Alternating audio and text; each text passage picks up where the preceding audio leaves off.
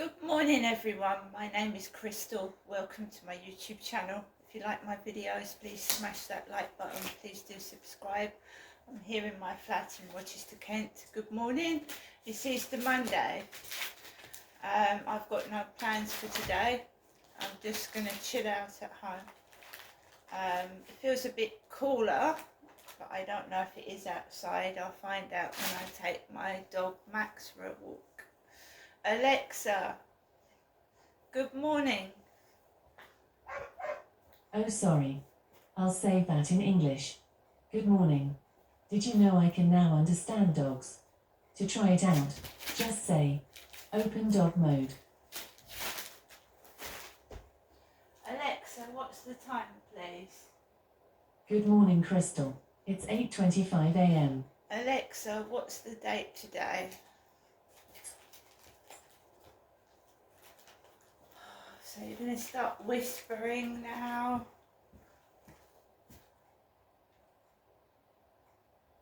Alexa, what's the date today?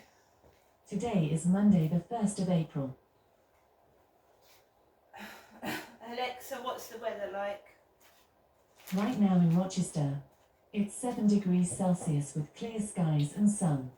Today's forecast is clouds and showers, with a high of 13 degrees and a low of 7 degrees. Alexa, can you tell me a joke? What did the cocktail say to the swizzle stick? You stir something inside me. Alexa, whose birthday is it today? Today's famous birthdays include American social media entertainer and actor Logan Paul, American actor and comedian Taron Killam, American television presenter Rachel Maddow, American businessman and convicted felon Martin Shkreli, and English actor starred in My Family Chris Marshall. Oh, Alexa, who is Chris Marshall? Christian Marshall is an American football wide receiver for Boise State. Marshall played at Texas A&M for one season before transferring to Ole Miss, where he participated in spring drills before being dismissed from the team. Alexa, how old is Chris Marshall? Alexa, how old is Chris Marshall? From Number.com. Chris Marshall was born in 1987 and is 37 years old now.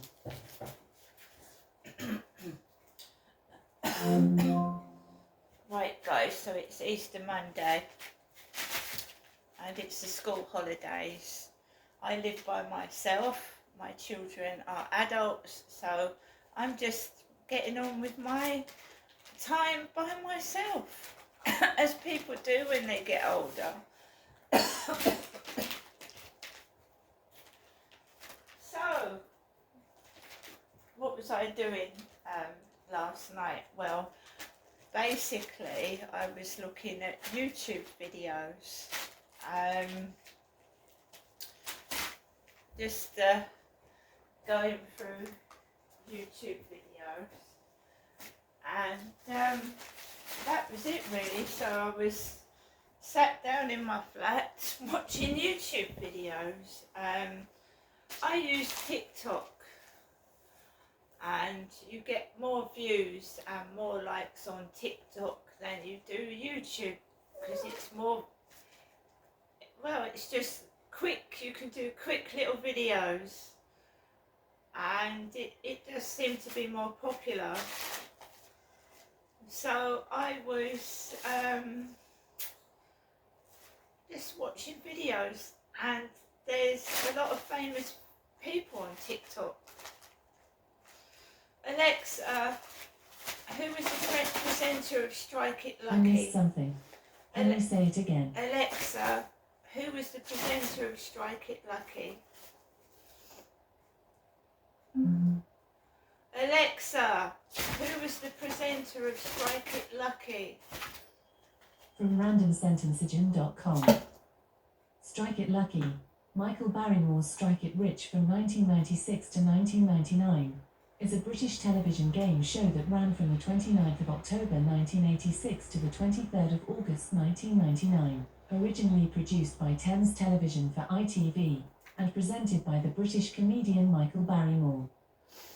So I'm a fan of Princess Diana, right? And Diana had many, many, many celebrity friends. But one of them I didn't know about was Michael Barrymore. So Michael Barrymore was a TV presenter. He presented shows on ITV and BBC One. And there was this scandal where one of his friends at a party died in a swimming pool.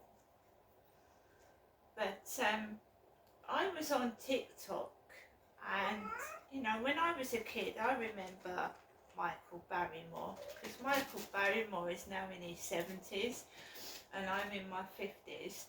So my dad used to watch a lot of Michael Barrymore programs. And as somebody was saying, in the 80s and 90s, there wasn't internet, there wasn't streaming, there wasn't all this, like all these TV channels. It was basic BBC One, BBC Two, ITV, Channel 4, and later on Channel 5. So Michael Barrymore became very, very popular with the royals as well, with members of the royal family. He did the royal variety performance on television. So he became famous very, very quickly, and he became a favourite of the royal family, Michael Barrymore. But I didn't realise he was sort of really friendly with Princess Diana. Diana died in 1997. Alexa, when did Stuart Lubbock die? From freshestlife.com. He died on the 12th of December 2022. He didn't.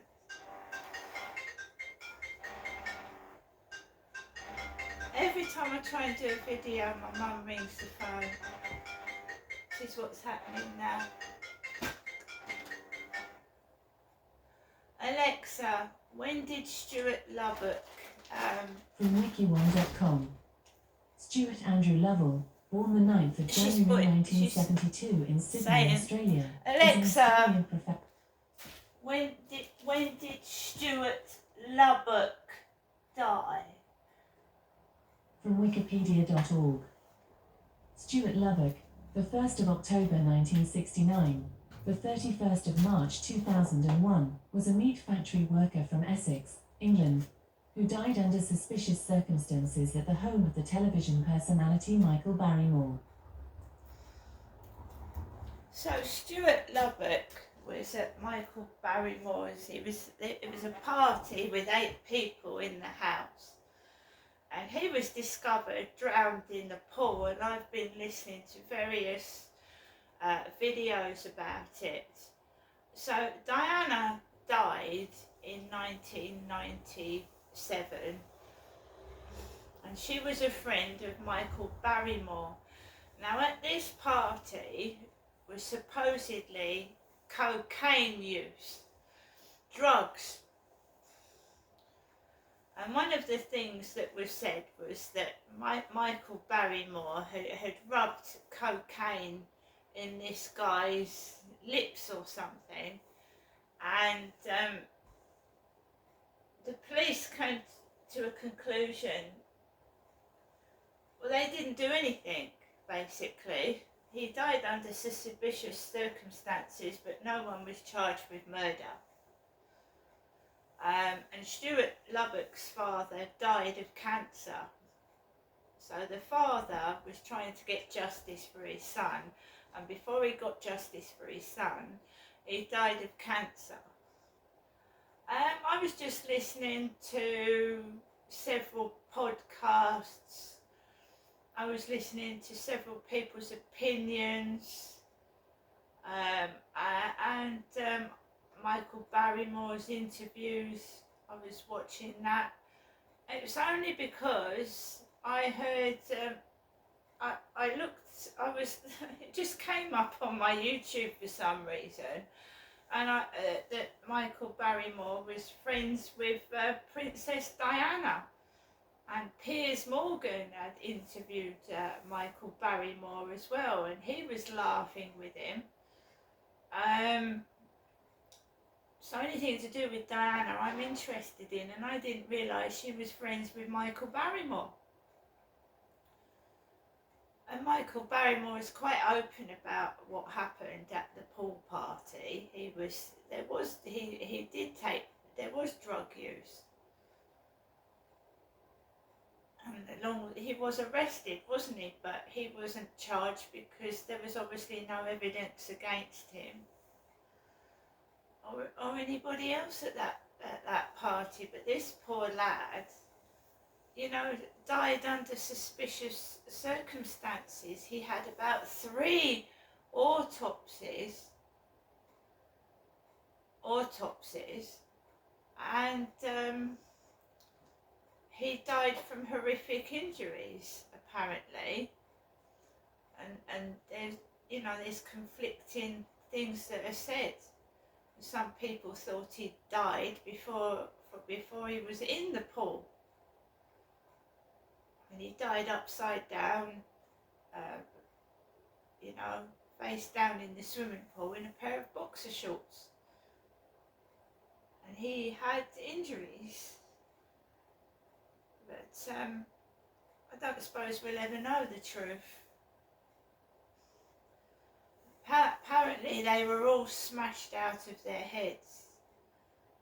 And this poor bloke died in the swimming pool. Maybe it was an accident, but I don't suppose any of us will ever know. And the guy's poor dad, died a few years ago. It's just a sad, sad story. But Diana was a friend of Michael Barrymore. Michael Barrymore was a very, very famous person, especially in the 80s and 90s, because he was the top of billing Royal Variety Performance. So another entertainer that was with the royal, knew the royals, and he knew Diana, and she was friends with him. She used to go around to his house and have chats with him.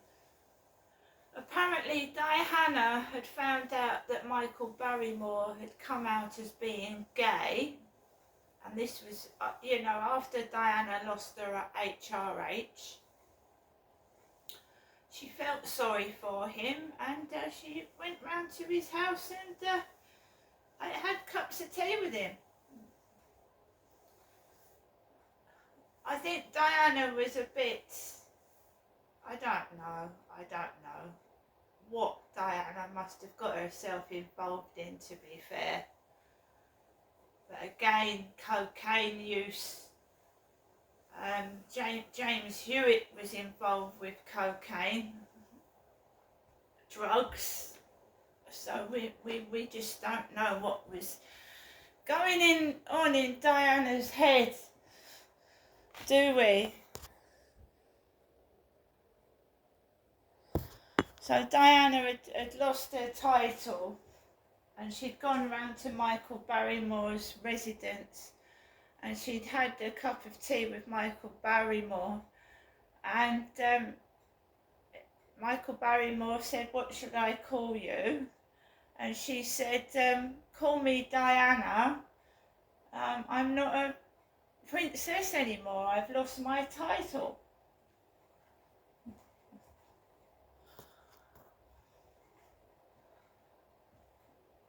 So Diana was down to earth, very down to earth, and she mixed with lots of people.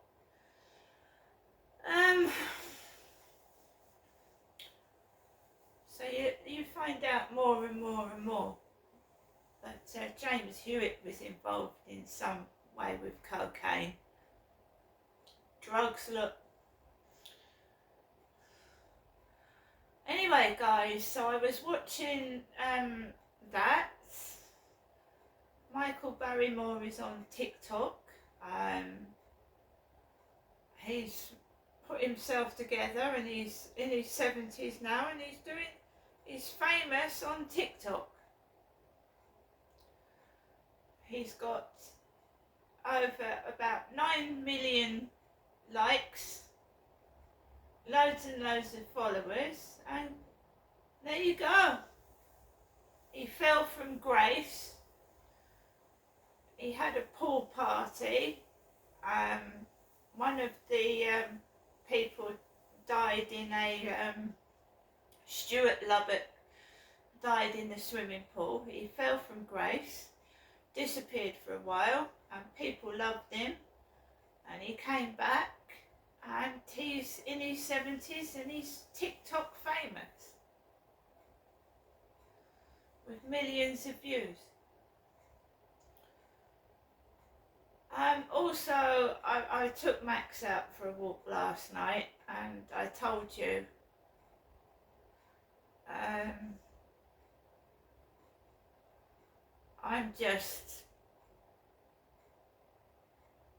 I'm an outcast, I am. I like to keep myself to myself. I don't involve myself with drugs, drink. I don't go around to people's houses, and I don't spread myself about like butter. So I'm an outcast. I choose to live a life that is simple. I don't have wild parties. I don't go out very much, and I just stay at home and keep out the way of it. Right? If people want to do what they want to do, I'm not going to stop them. But I mean, I'm cast as different because I don't drink, I don't take drugs, I don't smoke, and I really don't find loud places for me. So that's how some people entertain themselves. They get blottoed, they drink to excess, they take drugs, and then they collapse. I don't find that entertaining. I like to be in control of my body. This is how you find yourself in very, very dark places. When you get so drunk and out of it that you fall down almost comatose, and that's where you get taken advantage of. And I don't want that happening to me. And when that Charlie came onto that field and he invited me back to his flat, and I drank that Earl Grey tea, and I felt giddy afterwards. Giddy? No. I might be boring, but you know, you can find yourself, you know, that poor guy that drowned in the swimming pool. They get you fucked out your brains, drunk, drug you up, and then they use you. And then you get tossed away. And I might be fucking ridiculed, and they might stay away from me, and then I'm thinking, well, good, I'm glad.